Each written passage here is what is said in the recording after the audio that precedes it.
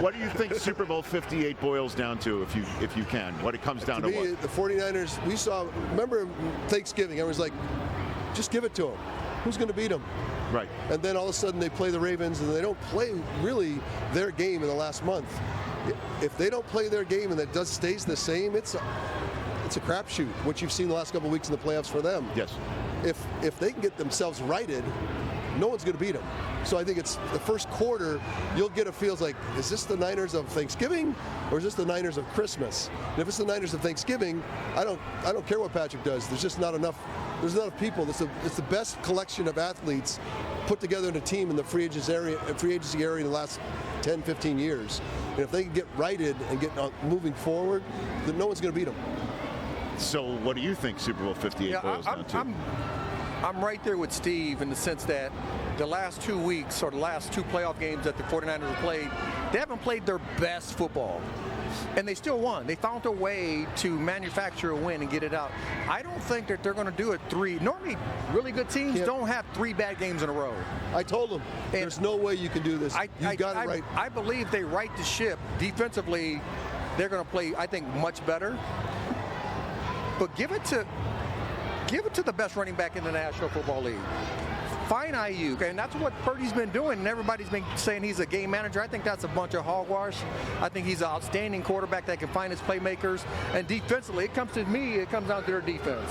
If their defense plays the way they're capable of playing, and how they played for the vast majority of the regular season, not the way they did in the postseason these last 2 games, I'm leaning toward the 49ers winning the football game. You know, the game manager stuff, that's crazy. Again, Rich, it's a compliment. The people need to stop using it as a slur. 3/4 of the job is game. Peyton Manning, you name them. 3/4 of their job was game managing.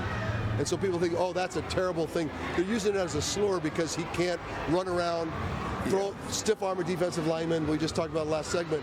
And you've got to just let him be himself. Stop. Now, if he was a first-round pick, they would never say that. Never. If he was a first-round pick, but he wasn't. But him being the last pick in the draft is a reason to root for it. You know what I mean? And also understand that, yeah, the moments like the first 3/4 against Green Bay and the first half against the Lions might still happen with him, and that might be the issue in Super Bowl 58. You can't have one of those quarters or halves, I'd imagine, against the Chiefs. That is true. And get away with it, and you're not advancing to a parade. But he's still young. Right? He's still a young. He's the 3rd youngest to start a Super Bowl. I mean, I think about my first 3 years in today's NFL. They would have said I was a bust because I was getting beat. I was underground. I mean, I was on a white flag. I was just trying to wave like, somebody help me. Somebody. You have to allow these kids to develop and grow, and he has done that at a really good rate. It's just for some odd reason that in today's NFL, we want these young kids, these young players to play at a high level their first year, their second year.